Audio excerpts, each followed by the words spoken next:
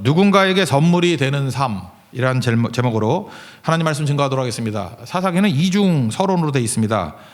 사사 시대의 육적인 타락 상태 또는 물질적으로 완전하지 못한 상태를 말하고 있습니다. 그게 1장입니다. 그래서 1장 보면 하나님이 땅 다 약속으로 주셨는데 갈렙과 같은 간절함이 있는 사람은 그 나이 들었음에도 불구하고 헤브론을 얻고 자기 힘이 없음에도 불구하고 딸 악사를 줄 테니까 또 할 사람 없어 하면서 온니엘을 통해서 그 남방에 있는 드빌까지도 점령하게 되는 이런 사람이 있었다라는 거예요. 근데 대부분의 사람들은 어떻게 살았느냐? 정복 안 했다라는 거예요. 일단은 힘이 없어서 못한 부분도 있고 그래서 무능하지 않으면 의욕이 없던지 그러니까 이게 이 꼴이 뭐냐 이런 얘기죠. 사사기는 불완전한 시대다 물질적으로. 2장에 와서는 영적 상태를 얘기합니다. 영적 상태도 물질적인 상태와 다르지 않다. 그래서 이중 서론이에요. 물질적으로도 불완전함, 영적으로도 불완전함. 그 세 가지가 나오는데 먼저 1절부터 5절까지 내용은 길갈의 믿음을 회복하라 이런 거예요. 길갈을 잃어버렸기 때문에 그렇다. 그 다음에 6절부터 10절까지는 여호수아가 죽은 거거든요. 믿음의 계승이 이루어지지 않았고 믿음이 화석화되었다. 이 화석화된 믿음을 깨는 방법은 예배다. 예배를 통해서 이 굳어진 걸 다 녹여버려라. 이게 두 번째 메시지고요. 세 번째는 본능대로 사는 거. 이게 종교심이라고 그랬죠. 본능대로 사니까 그 바알과 아세라 또는 아스타롯 여자신 섬기는 거죠. 그렇게 가니까 너희들이 악순환이 벌어진다. 이게 사사기 악순환 있지 않습니까? 구원해 주시면 타락하고 타락하면 울부짖고 울부짖으면 구원해 주시고 이런 악순환이 계속되는 이유가 뭔지 아느냐? 본능대로 살기 때문에 그렇다. 우리 얘기죠. 이 세 가지가 다 먼 나라 얘기가 아니라 우리 자화상이라는 것입니다. 반면교사로 삼고 이 메시지를 듣고 이걸 깨버리고 온전한 신앙으로 돌아가는 믿음의 종 되기를 바랍니다. 첫 번째는 길갈 믿음으로 돌아가라. 그게 메시지입니다. 5절까지인데 1절부터 여호와의 사자가 복임에 나타나셨습니다. 여기 보니까 지명이 주는 의미가 있어요. 길갈이라는 의미, 복임이라는 의미. 먼저 2장 1절 앞부분만 제가 읽어드릴게요. 여호와의 사자가 길갈에서부터 복임으로 올라와 말하되 그랬죠. 길갈 이게 굴러갔다 뜻이에요. 굴러갔다. 수치가 굴러갔다. 복임은 우는 자들 울었다 그런 뜻이거든요. 먼저 처음에 살필 것은 길갈의 의미예요. 길갈이 어떤 것입니까? 여호수아서 4장 보면은 이스라엘 백성들이 요단강이 있는데 막 물이 넘쳤죠. 요단강을 건널 수가 없는데 언약궤를 맨 제사장들이 가운데로 들어갔더니 비로소 요단강의 물이 멈췄다 그런 얘기 아닙니까? 그러고 난 다음에 다 이스라엘 백성들이 요단강을 기적적으로 건너고 난 다음에 다시 올라왔더니 물이 흐르더라. 그때 하나님께서 명령하신 게 뭐냐면 그 요단강에 있는 돌 12개 주워와라. 주워와가지고 돌을 세웠습니다. 돌을 세운 곳이 길갈이에요. 길갈. 그러면서 이렇게 얘기를 합니다. 여호수아 4장 21절 이하에 쭉 나오는데 후손들이 이게 가나안 땅에 들어온 거 아니에요. 지금 들어왔을 때 그 자리를 길갈이라 그러는데 길갈에 돌멩이 12개를 세워놨으니까 나중에 물어볼 거 아니에요. 이거 뭔 돌이야? 이게 왜 세웠어? 이렇게 물어보면은 첫째, 하나님께서 요단강을 마른 땅이 되게 만드셔서 건너게 하셨어. 그리고 또 하나 의미가 뭐냐 하면은 홍해도 이렇게 하셨어. 그러니까 홍해는 볼 수 없잖아요. 멀리 있으니까. 근데 요단강 가에는 맨날 갈 거 아니에요. 길갈을 보면서 이 요단강을 하나님께서 크지 않은 강이거든요. 이거 넘게 하셨어. 근데 이것만이 아니라 홍해도 넘게 하셨어. 그러고 난 다음에 결론적인 메시지가 뭐냐면 우리가 이렇게 땅을 얻고 승리하게 됐던 것은 여호와의 손이 강하기 때문이야. 하나님 의지했을 때 승리했던 거지 내 힘으로 승리한 게 아니야 라고 하는 것을 되새겨주는 곳이 어디예요? 길갈이라고. 길갈. 그래서 우리가 수치가 있었는데 종들이라는 수치가 있었는데 하나님께 수치를 다 굴러가게 만드시고 영광을 주셨어.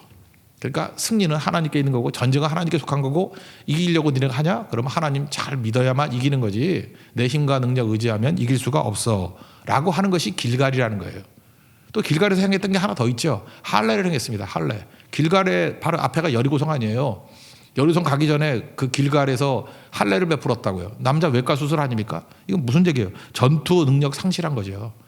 아니 전쟁을 앞두고 수술을 다 하면 어떻게 모든 남자들 거기서 할례를 다 베풀었다니까요. 그런데도 여리고성에서 이겼습니까? 졌습니까? 이겼죠.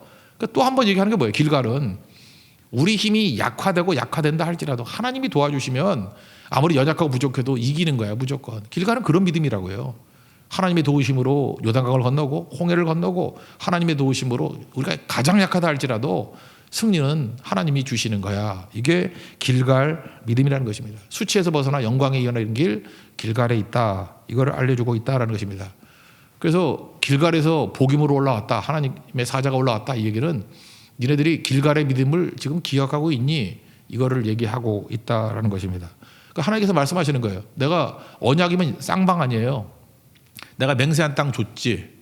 또 그 다음에 언약 다 지켰지. 내가 너희들에게 요구한 게 뭐였냐? 여기 있는 백성들하고 그 동화되지 말고 계약 맺지 말고 우상 다 제단 때려부시라 그랬는데 너네가 했니 안 했니? 안 하니까 너 인생 가운데 가시와 올무가 그치지 않아 라고 하는 여호와의 사자가 말씀하는 거예요. 왜 길갈의 믿음을 떠났니? 그 얘기를 하는 거예요. 1절부터 3절까지 내용 읽겠습니다. 시작.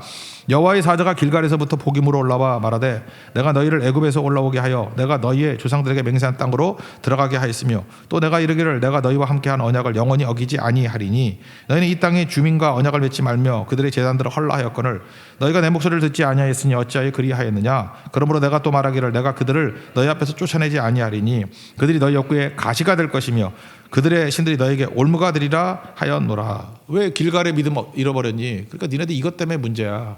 그러니까 모든 어려움과 문제의 원인이 어디 있느냐? 길갈의 믿음 버렸기 때문이야. 길갈의 믿음으로 돌아가야 돼. 이런 얘기죠. 그럼 이스라엘 백성들이 왜 가나안에 들어가서 길갈의 믿음을 잃어버렸을까요? 딱 가보니까 가나안 문화가 선진 문화거든. 너무 멋지거든요.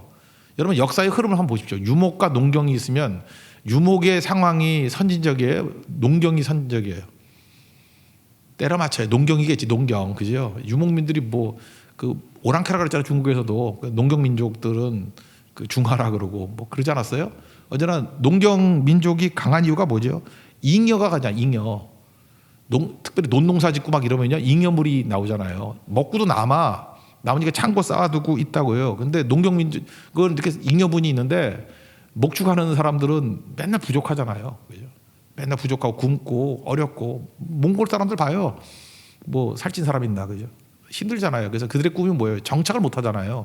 그러니까 농경 문화가 앞선 문화라는 것입니다. 잉여가 가능하니까 부의 축적이 가능하고 부의 축적이 가능하니까 교환이 가능하고 교환이 가능하니까 남아도니까 뭐예요? 농사 안 짓고 남아도는 인력 가지고 군대 만들 수 있잖아요. 그러니까 세지지. 그죠? 그래서 농경민족은 군사력이 강해질 수 있고 인구 막 늘고 부국강병 아니에요? 부국강병. 그러니까 농경민족이 목축에 비해서 훨씬 강하다고요. 이거를 가인과 아벨도 이런 식으로 해석할 수 있죠. 가인이 좀 앞선 문화였고 아벨은 좀 뒤떨어진 문화. 뭐 그렇게 얘기할 수 있죠. 목축하는 자, 또 하나는 농사 짓는 자. 농사가 항상 앞서게 되었다는 것입니다. 근데 이스라엘 백성들은 원래 목축하는 사람들 아니에요. 그런 사람들이 농경민족을 보니까 모든 문화가 잉여분이 있고 축적이 가능하고 교환이 가능하고 축적이 있다는 얘기는 뭐예요? 먹고 살기 말고 딴짓 한다는 거 아니에요.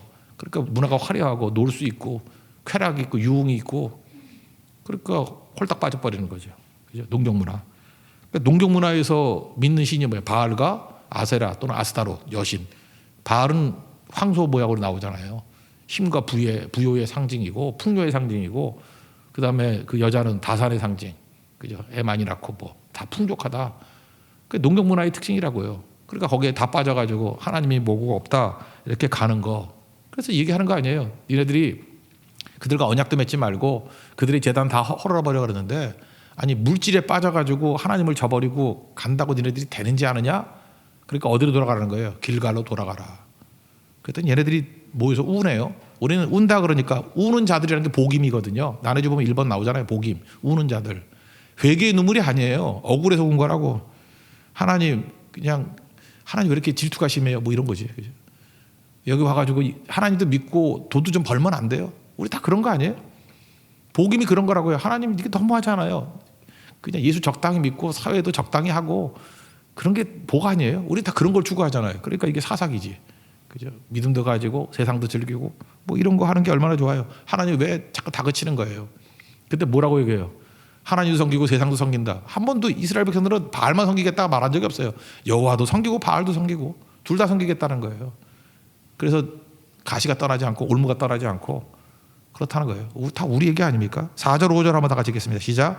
여호와의 사자가 이스라엘 모든 자손에게 이같이 이르매 백성이 소리 높여 운지라. 그러므로 그것을 이름하여 복임이라 하고 그들이 거기서 여호와께 제사를 드렸더라. 그러니까 결국은 이들의 문제가 뭐였냐면 양다리 신앙이었더라. 양다리 신앙. 양다리 신앙이 이렇게 어려움을 갖게 되는 원인이다. 첫 번째 인내심. 그리고 우리 뭐 해야 돼요? 타협하는 신앙, 양다리 신앙이 아니라 오직 하나님만 바라는 신앙.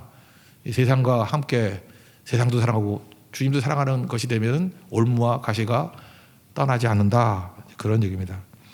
두 번째 내용은 뭐냐 하면은 이제 화석화된 믿음이거든요. 믿음이 계승이 안 돼서 믿음이 문자적으로는 전달이 되는데 이게 굳어져 버린 거예요. 화석화돼 버리는 거예요. 이걸 녹일 수 있는 게 뭐냐? 이게 예배다 그런 거죠. 여기 보면 불기란 얘기가 나와요. 여호수아가 사는 동안 또는 뭐 모든 큰 일을 본 사람들이 있는 동안 뭐 이런 거라고요. 그러니까 처음에는 체험적 신앙을 했잖아요. 근데 체험적 신앙이 있던 여호수아 초창기 그 믿음 있는 사람들이 떠나가니까 그들이 변질되더라는 거예요. 믿음이 끝이 나고 변질되더라는 거예요.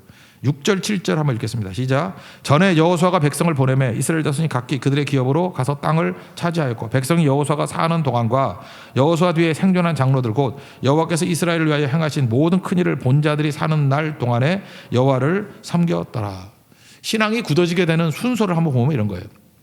먼저 1차적인 경험을 했던 사람, 여기도 뭐 그런 분들 계시겠죠. 뭐 홍해가 갈라지는 체험을 하고 그다음에 만나로 먹이시고 물이 없을 때 반석에서 물이 나오고 구름 기둥과 불 기둥으로 인도하시고 이렇게 이런 체험이 있으면 놀랍죠. 이런 거 우리가 뭐 일제 시대 때 또는 뭐 한국 전쟁 끝나고 난 다음에 뭐 80년대 그런 그걸 통하면서 하나님께서 우리를 가난에서부터 건져주시고 기적적으로 도와주시고 교회에 부흥을 주시고 그죠? 우리 죽었던 깨진 가정들을 살리시고 뭐 이런 것들을 어마어마하게 경험을 했다고. 어마어마하게 진짜 우리 민족하고 이스라엘에게 주신 은혜하고 별 차이가 없는 것 같아요. 그러면 이렇게 체험을 하면 느낌이 뭐예요? 놀라요. 놀라고 어떤 데 당혹스러워요. 어떻게 이렇게 바다가 갈라지지? 어떻게 이런 일이 벌어지지? 그래서 세상에 이런 일이 뭐 이런 거예요. 그죠? 어찌 이런 일이. 그럼 그 다음에 하는 일이 뭐죠? 그럼 이게 뭐지? 이런 생각이 들죠. 이게 뭐지? 생각을 한다고요. 그 생각을 하는데 지 혼자 생각을 안 하니까 말씀과 비교해 가면서 정리를 하는 거예요. 이게 내가 체험했던 것들을 말씀과 비교해서 정리를 하는 거예요. 그것을 신앙의 내면화 그래요. 그래서 신앙의 내면화가 있는 사람들은 이렇게 정리가 돼 있어 웬만큼. 그래서 그걸 뿌리 있는 신앙 그래요. 그래서 지금도 뭐 비가 오나 눈이 오나 예배 나오시고 새벽기도 나오시고 뭐 하여튼 열심히 믿는 분들 보면 뿌리 있는 신앙이에요. 왜? 체험이 내면화됐기 때문에. 근데 이 내면화되는데 문제는 뭐냐 하면 이걸 설명을 해야 되거든. 자손들에게 설명을 해줘야 되고 전달을 해야 될 거 아니에요. 근데 설명과 전달을 뭐로 해요? 언어로 하잖아. 언어로. 말로 하잖아요. 근데 우리가 말을 해봐서 알지만 이 말이라는 게 쉽습니까? 여러분 설교할 때도 마찬가지예요. 이렇게 준비 없이 올라오는 사람 아무도 없어요. 준비 죽어라 하는데 들어보면 뭔 소리인지 모르는 거 되게 많죠. 그런 거 없어요? 아니 이 전문적으로 말씀만 증거하는 설교자들도 그런데 일반인들이야 말할 것도 없죠. 여러분들 누구 만나서 한참 얘기했는데 답답할 때 있죠. 내 속에 있는 거 다 전달을 못했어. 그죠? 그런 거 있잖아요. 그러니까 언어는 언제나 온전히 전달이 안 돼요. 항상 부족함을 느끼게 된다고. 그래도 이성을 근거로 해서 이 언어는 이성이기 때문에 이성을 근거로 해서 할 수 있으면 설명을 하려고 하는 거예요. 그걸 뭐라 그러냐? 외면화 그래. 외면화. 신앙의 외면화. 내면화가 있고 외면화. 신앙의 외면화를 우리 일반적인 신학에서는 교리라 그래요. 도그마. 교리. 근데 우리 알다시피 교리와 체험이 일치해요? not equal. 체험이 있는데 아무리 교리화시켜도 이건 아니야. 그렇지만 교리가 필요 없다는 얘기는 아니에요. 체험을 갖다가 이렇게 내면화해서 그 다음에 외면화한 게 교리라고 핵심만 뽑아놓은 거. 그러므로 중요한 게 뭐냐 하면은 이 교리를 그죠? 이 체험으로 들어가는 재해석이 꼭 필요하다고. 그걸 하지 않으면은 이게 무너지게 되는 거죠. 그러니까 굳어져 있는 이런 딱딱한 교리를 녹여야 돼요. 커피도 옛날에 그 덩어리 커피 있었잖아요. 그 뭐 가루 커피 옛날에. 그런 거 어떻게 해야 돼요? 오래 안 먹으면 이렇게 막 굳어지고 그러죠. 막 부셔야죠. 다 녹여야죠. 제가 어저께인가 저희 어머님 댁 가가지고 우리 사모한테 우리 어머니가 오래간만에 미숫가루 주더라고. 미숫가루. 그게 왜 이렇게 부러운지 나도 한번 먹고 싶어가지고. 나 옛날에 미숫가루 잘 안 좋아했거든요. 그 덩어리 져서 목에 걸려가지고 한번 죽을 뻔했어요. 근데 그것도 미숫가루도 오래 안 먹으면 이렇게 덩어리잖아요. 미숫가루 어떻게 먹어야 되는지 알죠? 잘 저어가지고 다 녹여야 맛있어요. 근데 오랜만에 맛있더라고. 근데 미숫가루 덩어리 있으면 그거 못 먹죠. 무성의 할 땐 대충 저어서 주면 진짜 맛 하나도 없어요. 너희는 세상에 소금이라 그러지 소금 덩어리가 되라 그랬나? 이게 덩어리가 안 좋은 거라고. 근데 교리라는 거냐 말씀이 덩어리. 그 덩어리가 감동이 안 오는 거야. 그래서 예를 들어서 다음 세대들 이렇게 어린 사람들에게 1907년에 평양 대부흥이 있었다. 1980년대 한국에 큰 부흥이 있었다. 해봐야 긴가민가 한 거예요. 뭐 들어서 알아요 이 정도예요. 왜요? 이게 교리니까 덩어리니까.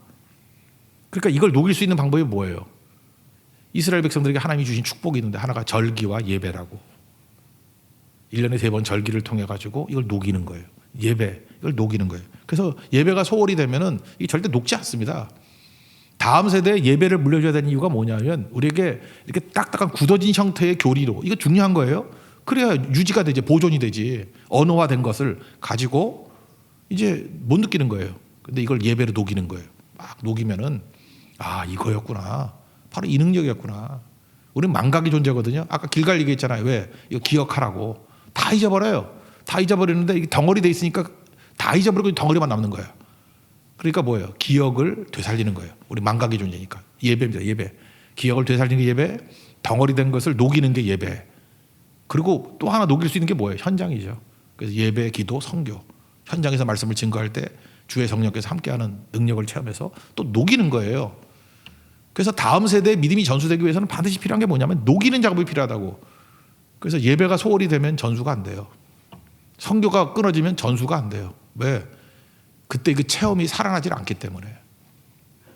그래서 오늘도 이렇게 새벽마다 나와서 이렇게 율동하는 게 고등학생이고 대학교 1학년이고 너무 멋지잖아요. 여기서 인물이 나온 거예요. 이들은 녹이는 거예요. 그래서 전 세대가 가지고 있었던 그 엑기스들을 다 녹여서 아하 이런 거죠. 아멘 하면서 이거였군요 바로. 그래서 같은 체험을 하는 거예요.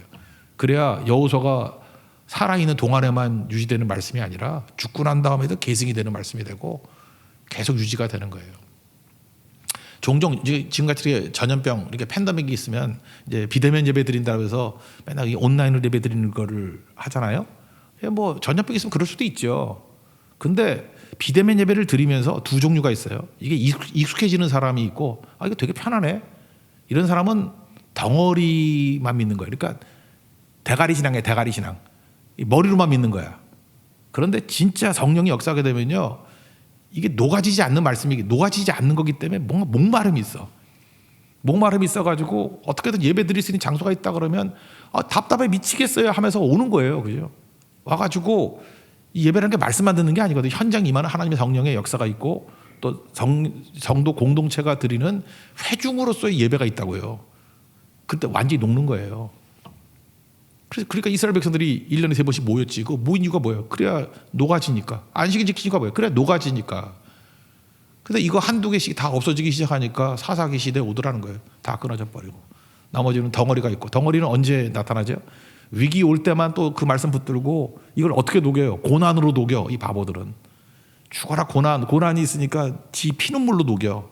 그래서 한번 깨닫다가 예배가 없으니까 한번 은혜 받다가 또 나아지면 또 죽을 고생. 그게 악순환 아니에요? 그래서 깨지게 되더라 그런 얘기예요. 그래서 예배를 강조하는 이유가 뭐냐면 말씀이 오는 것을 예배와 성령으로 녹여야 된다고요. 그러면 능력의 역사가 나타나게 된다. 그런 말씀입니다. 8절부터 10절까지 한번 읽겠습니다. 시작. 여호와의 종 눈의 아들 여호수아가 110세에 죽음에 무리가 그의 기업의 경내 에브라임 산지 가하스산 북쪽 딥낫 헤레스에 장사하였고 그 세대 사람도 다 그 조상에게로 돌아갔고 그 후에 일어난 다른 세대는 여호와를 알지 못하며 여호와께서 이스라엘을 위하여 행하신 일도 알지 못하였더라. 왜 그래요? 이게 기억이 망각되죠. 근데 예배는 기억을 회복시키는 거예요. 그 다음에 체험이 굳어져 버렸죠.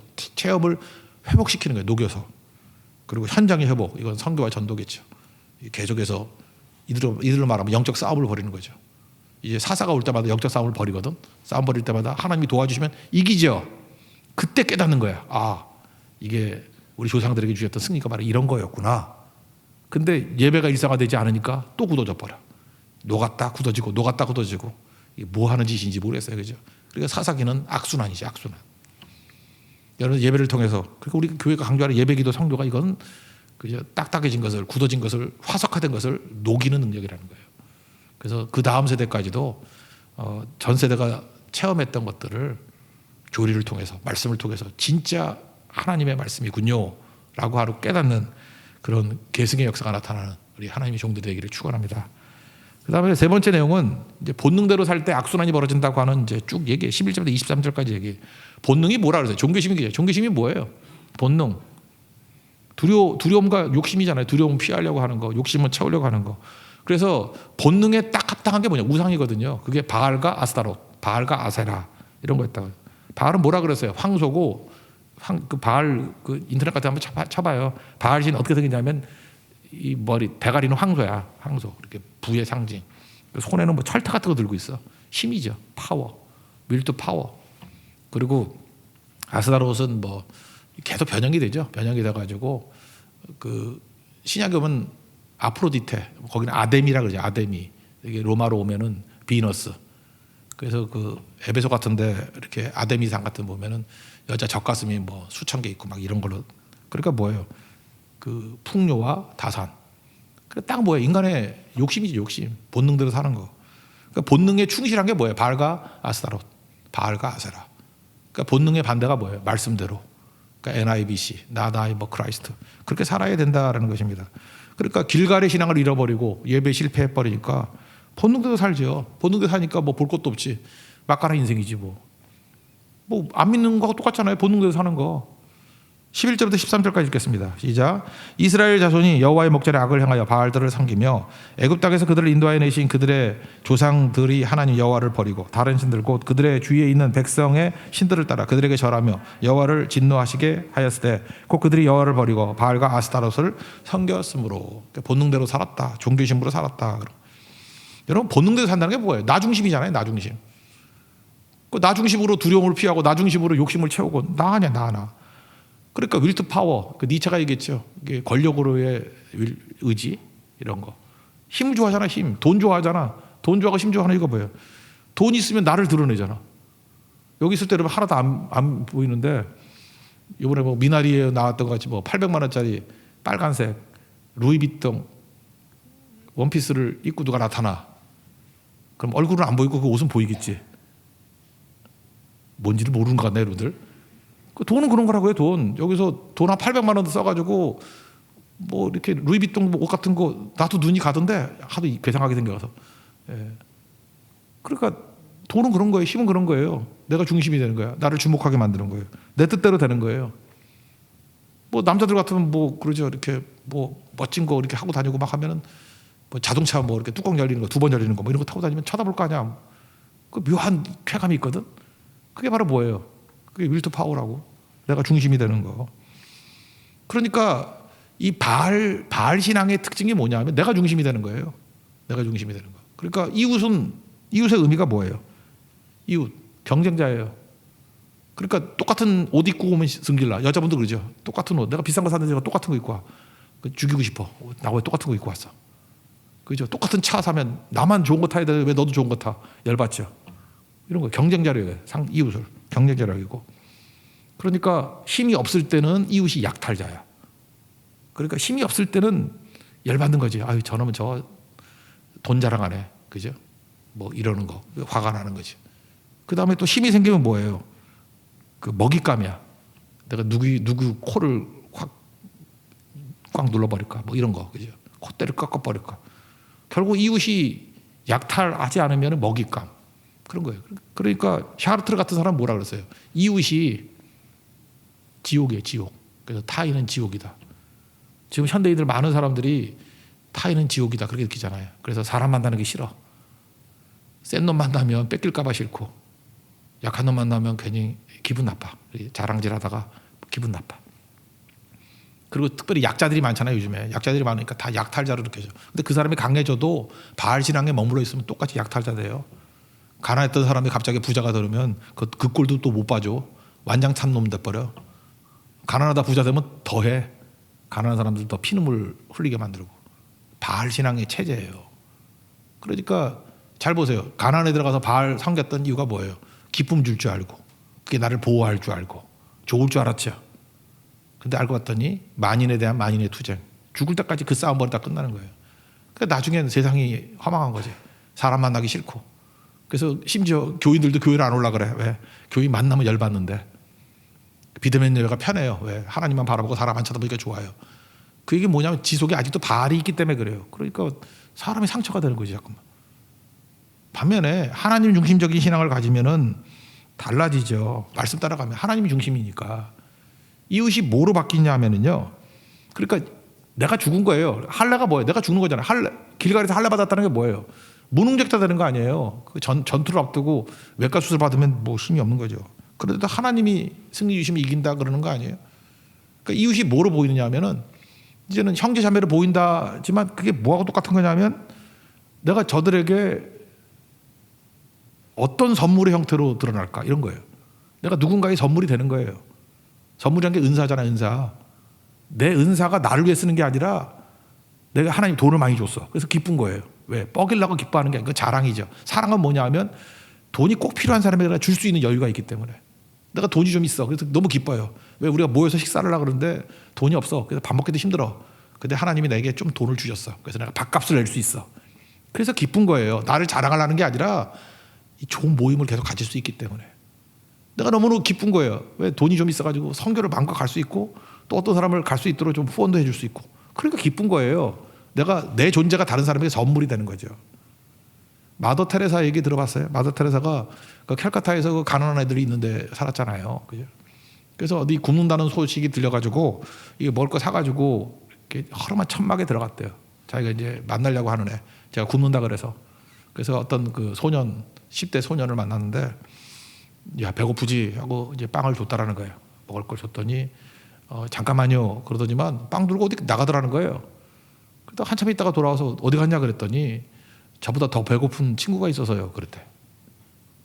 그러니까 걔는 다른 거죠. 이웃을 뭐로 본 거예요? 나도 배고프지만 충분하거든. 그러니까 빨리 걔부터 먼저 주려고. 나보다 더 배고픈 애 있는 걸 알잖아요. 가난이 좋은 게 뭔지 알아요? 더 가난한 사람 옆에 있기 때문에 그래요. 부자가 되면 가난한 사람 누군지 몰라요. 그러니까 나보다 더 어려운 사람에 대해서 내가 선물이 되잖아. 주는 거죠. 그러니까 이게 하나님 중심적인 생활이에요. 그러니까 율법 정신이 뭐라 그랬어요? 가난한 자가 얻게 하라. 억울한 자가 얻게 하라. 하나님이 내게 돈을 줬어요. 힘을 줬어요. 그러니까 그 힘과 돈을 가지고 뭘 하는 거예요? 가난한 자를 얻게 하는 거. 억울한 자가 얻게 하는 거. 힘으로 할 수 있잖아요. 그거 하는 것이 그게 여호와 신앙이라고요. 하나님 신앙이라고요. 내가 철저히 죽고 말씀 따라 사는 거죠.